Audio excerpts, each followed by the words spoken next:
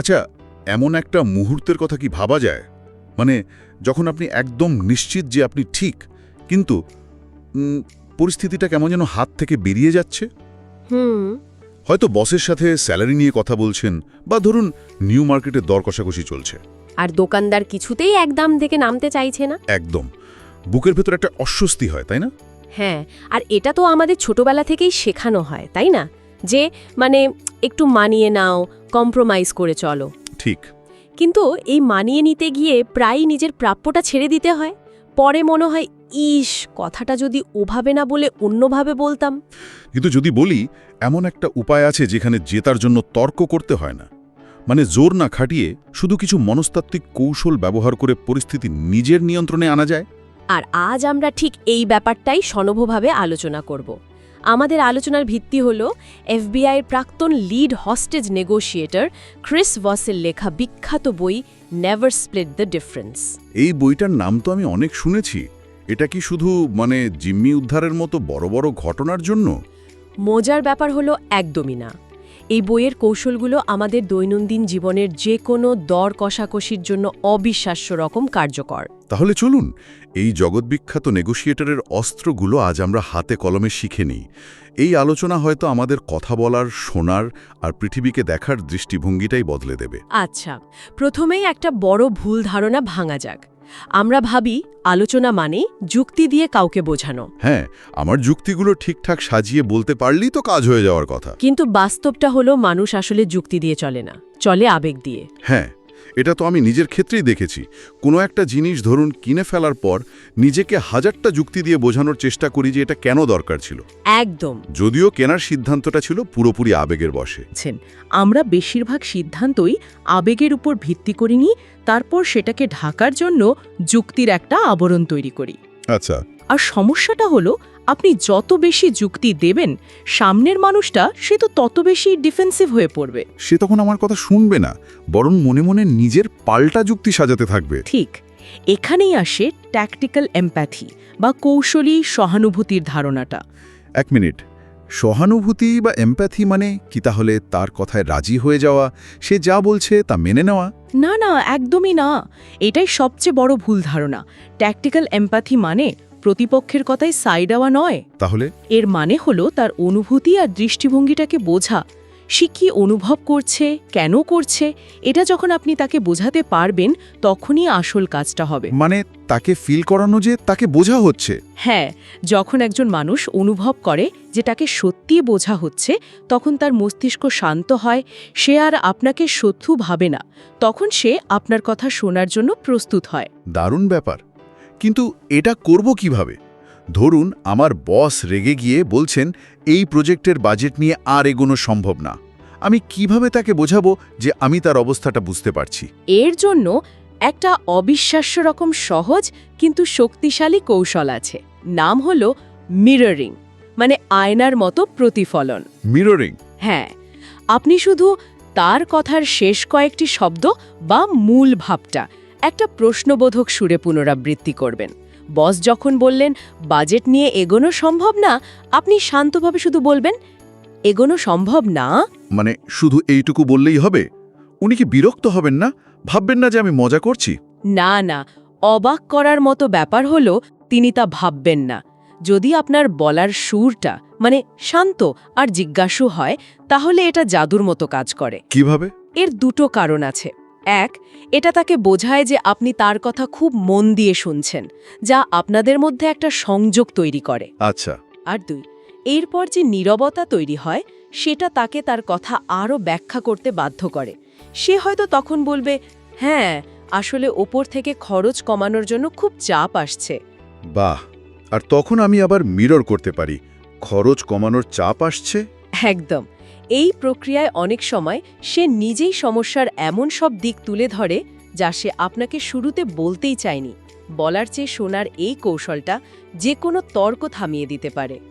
আচ্ছা, মিররিং তো শান্ত পরিস্থিতিতে কাজ করবে, কিন্তু যদি অপরপক্ষ খুব রেগে থাকে বা হতাশায় থাকে, শুধু তার কথাগুলো পুনরাবৃত্তি করলে কি কাজ হবে? খুব ভালো একটা প্রশ্ন। যখন আবেগ তীব্র থাকে, তখন মিররিংয়ের সাথে আর একটা কৌশল যোগ করতে হয়। এর নাম লেভেলিং অর্থাৎ তার অনুভূতির একটা নাম দেওয়া। লেবেলিং? হ্যাঁ, আমরা প্রায় রেগে থাকা কাউকে বলি শান্ত হও, আর সে আরও রেগে যায়, কারণ এতে তার অনুভূতিটাকে অস্বীকার করা হয়। ঠিক, এটা আমার সাথেও হয়েছে। একবার এক বন্ধুকে বলেছিলাম এত টেনশন করিস না তো, আর সে আমার ওপরই ক্ষেপে গিয়েছিল। এর বদলে তার অনুভূতির একটা নাম দিন। তবে সরাসরি আপনি রেগে আছেন না বলে বাক্যটা শুরু করুন মনে হচ্ছে বা আমার যা মনে হচ্ছে দিয়ে। যেমন? মনে হচ্ছে আপনি এই বিষয়টা নিয়ে বেশ বিরক্ত। এই মনে হচ্ছে শব্দটা একটা নিরাপদ দূরত্ব তৈরি করে। আপনার ধারণা যদি ভুলও হয় সে আপনাকে শুধরে দেবে, আর যদি সঠিক হয় দেখবেন তার রাগের পারদ অনেকটাই নেমে গেছে। আচ্ছা, তার মানে ধরুন আমার বাচ্চা পড়তে চাইছে না, আমি তাকে বকা না দিয়ে বলতে পারি, মনে হচ্ছে তুমি এখন খুব ক্লান্ত, তোমার আর একদম পড়তে ইচ্ছে করছে না? একদম ঠিক তাই। যখনই কোনো নেতিবাচক আবেগের নাম দেওয়া হয় তখন তার ধার কমে যায়। বাচ্চাটা হয়তো তখন বলবে, হ্যাঁ আমার ঘুম পাচ্ছে। বাহ, দেখুন মুহূর্তের মধ্যে পরিস্থিতিটা ঝগড়া থেকে সরে এসে একটা সমস্যা সমাধানে পরিণত হলো। ঠিক। এবার এমন একটা ধারণার কথা বলবো যা আমরা যা শিখে এসেছি তার পুরোপুরি উল্টো। আমরা তো সবসময় ভাবি যে আলোচনায় হ্যাঁ আদায় করাই আসল লক্ষ্য, কিন্তু ক্রিস ভস বলছেন হ্যাঁর চেয়ে না অনেক বেশি শক্তিশালী। এটা কিভাবে কাজ করে? অবাক হওয়ার মতোই কথা, তাই না? হুম। কিন্তু ভেবে দেখুন, অনেক সময় মানুষ ঝামেলা এড়াতে বা ভদ্রতার খাতিরে এমন কিছুতে হ্যাঁ বলে যা তারা আসলে করতে চায় না। এই হ্যাঁ ঠুনকো? একদম। অন্যদিকে না মানেই আলোচনা শেষ নয়, না মানে হলো আলোচনা শুরু। যখন একজন মানুষকে না বলার সুযোগ দেওয়া হয় সে নিরাপদ বোধ করে, সে মনে করে পরিস্থিতি তার নিয়ন্ত্রণে আছে। একটা উদাহরণ দিলে বুঝতে সুবিধা হবে। ধরুন আপনি কাউকে ফোন করে জিজ্ঞেস করলেন, এখন কি কথা বলার জন্য ভালো সময়? সে হয়তো অস্বস্তিতে পড়ে হ্যাঁ বলবে, কিন্তু মনে মনে বিরক্ত হবে। ঠিক। এর বদলে যদি বলেন, আপনি কি এখন কথা বললে খুব অসুবিধা হবে? সে স্বচ্ছন্দে বলতে পারবে, না না অসুবিধা নেই, বলুন। মানুষ না বলতে ভালোবাসে, না বলার মাধ্যমে সে নিজের নিয়ন্ত্রণ প্রতিষ্ঠা করে। ঠিক। তার মানে কাউকে ইমেলে কোনো প্রস্তাব পাঠিয়ে উত্তর না পেলে আমি তাকে লিখতে পারি, আপনি কি এই প্রজেক্টটা নিয়ে আর না এগোনোর সিদ্ধান্ত নিয়েছেন? পারফেক্ট। এই না ভিত্তিক প্রশ্নটা তাকে উত্তর দিতে বাধ্য করবে, কারণ মানুষ কোনো কিছু হারানোর ভয়ে বা ভুল বোঝার আশঙ্কায় দ্রুত প্রতিক্রিয়া জানায়। সে হয়তো সাথে সাথে উত্তর দেবে, না না আমি আসলে একটু ব্যস্ত ছিলাম। চলুন এটা নিয়ে কথা বলি। দারুণ কৌশল। এর সাথেই তো আপনি ঠিক বলেছেন আর সেটাই ঠিক, এই দুটোর পার্থক্যের বিষয়টা আসে, তাই না? একদম। আপনি ঠিক বলেছেন বা ইউর রাইট প্রায়শই কথা শেষ করার একটা ভদ্র উপায়। এর আসল অর্থ হতে পারে, আচ্ছা বাবা তুমি ঠিক, এবার থামো তো। কিন্তু আপনার লক্ষ্য হলো সামনের মানুষকে দিয়ে বলানো সেটাই ঠিক, বা দ্যাটস রাইট। হ্যাঁ, এই দুটোর মধ্যে এত পার্থক্য। আকাশ পাতাল।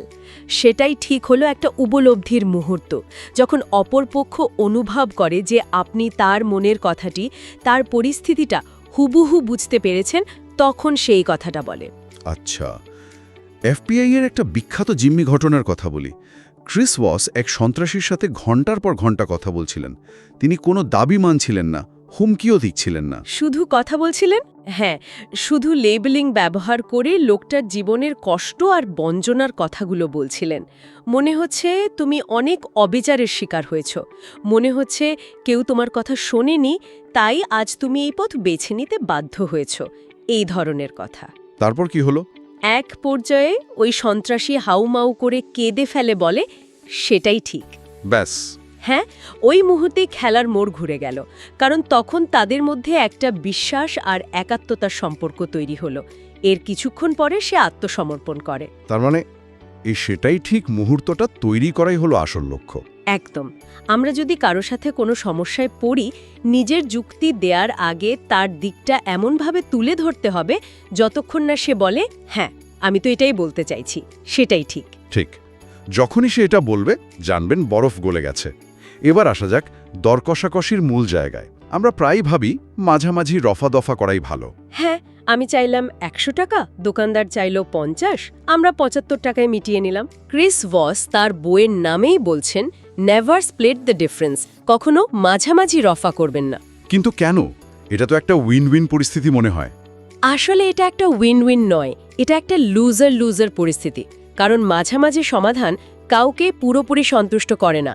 এটা অনেকটা এমন একটা জুতো পরার মতো যা আপনার পায়ে ঠিকমতো ফিট হয় না। আচ্ছা, মানে চলতে পারবো কিন্তু দৌড়াতে পারবো না। ঠিক তাই। তাহলে মাঝামাঝি রফা না করলে উপায়টা কি? আমি আমার দামে অটল থাকবো আর সে তার দামে, তাহলে তো কোনো চুক্তিই হবে না। এখানেই ব্যবহার করতে হবে ক্যালিব্রেটেড কোয়েশ্চেন বা মেপে মেপে করা প্রশ্ন। Calibrated question? হ্যাঁ, এই প্রশ্নগুলো কি বা কিভাবে দিয়ে শুরু হয় এবং অপরপক্ষকে আপনার সমস্যার সমাধানে সাহায্য করতে বাধ্য করে। যেমন বাড়িওয়ালা ভাড়া বাড়াতে চাইলে রেগে গিয়ে কেন বাড়ালেন না বলে শান্তভাবে জিজ্ঞেস করুন, এই নতুন ভাড়ার ব্যবস্থা আমি কিভাবে করতে পারি? একদম। অথবা আমি যদি এত টাকা ভাড়া দিই তাহলে আমার বাকি খরচগুলো কিভাবে চালাবো। বাহ, এটা তো দারুণ। মানে আমি তো বলছি না যে ভাড়া দেব না, আমি শুধু তাকে আমার প্রবলেমটার একটা পার্টনার করে নিচ্ছি। ঠিক ধরেছেন। এখন তাকে ভাবতে হবে আপনার সমস্যার সমাধান কি। এই প্রশ্নগুলো তাকে একটা ভ্রমের মধ্যে রাখে যে সে পরিস্থিতির নিয়ন্ত্রণ করছে, কিন্তু আসলে আপনি তাকে দিয়ে আপনার সমস্যার সমাধান করিয়ে নিচ্ছেন। আরেকটা জিনিস মাথায় রাখবেন, কেন শব্দটা এড়িয়ে চলবেন। কেন এটা করলেন, এই প্রশ্নটা খুব অভিযোগমূলক শোনায়। মানুষ এতে ডিফেন্সিভ হয়ে পড়ে। হ্যাঁ, এর বদলে কি ব্যবহার করুন। কেন তুমি এমন করলে না বলে বলুন, কি কারণে তুমি এটা করতে বাধ্য হয়েছ। দর কষাকষির জন্য কোনো নির্দিষ্ট ফর্মুলা আছে কি? যেমন ধরুন আমি একটা পুরনো গাড়ি কিনব, কিভাবে দাম বলা শুরু করব? হ্যাঁ, এর জন্য ক্রিস ভস একটি চমৎকার মডেলের কথা বলেছেন, যার নাম অ্যাকারম্যান মডেল। Ackerman model? হ্যাঁ, খুব সহজ। ধরুন আপনি জিনিসটা 1 লাখে কিনতে চান। আপনি শুরু করবেন এমন একটা দামে যা বেশ কম কিন্তু একেবারে অবিশ্বাস্য নয়। ধরুন 65-70 হাজারের আশেপাশে। আচ্ছা, বেশ কম দিয়ে শুরু করলাম। তারপর? সে যখন মানবে না, আপনি 1 লাফে অনেক বাড়াবেন না, অল্প অল্প করে বাড়ান। আর প্রতিবার এমনভাবে বলুন যেন আপনার খুব কষ্ট হচ্ছে। যেমন, দেখুন আমার বাজেট খুবই কম, আমি সর্বোচ্চ 85,000 পর্যন্ত যেতে পারি। আর শেষে গিয়ে একটা ভাঙা বা অদ্ভুত সংখ্যা বলুন। যেমন 1 লাখ না বলে বলুন, আমার শেষ বাজেট হলো 98,500 টাকা। ভাঙা সংখ্যা কেন? কারণ এই ভাঙা সংখ্যাটা শুনলে মনে হয় আপনি সত্যি সত্যি হিসেব করে আপনার শেষ পয়সাটাও বের করে দিচ্ছেন। এটা তাকে বিশ্বাস করতে সাহায্য করে যে আপনার পক্ষে আর 1 টাকাও বাড়ানো সম্ভব নয়। সব মিলিয়ে তো অনেকগুলো কৌশল হলো, মিররিং, লেবেলিং, ক্যালিব্রেটেড প্রশ্ন। কিন্তু এই সব কিছুর পেছনের আসল লক্ষ্যটা কি? খুব গুরুত্বপূর্ণ প্রশ্ন। এই সব কৌশল আসলে এক ধরনের গোয়েন্দাগিরি। এর আসল লক্ষ্য হল ব্ল্যাক সোয়ান বা কালো রাজহাঁস খুঁজে বের করা। Black Schwann?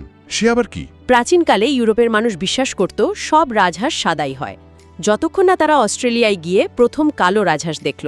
আচ্ছা। একটা কালো রাজহাঁস তাদের এতদিনের বিশ্বাসকে পুরোপুরি বদলে দিল।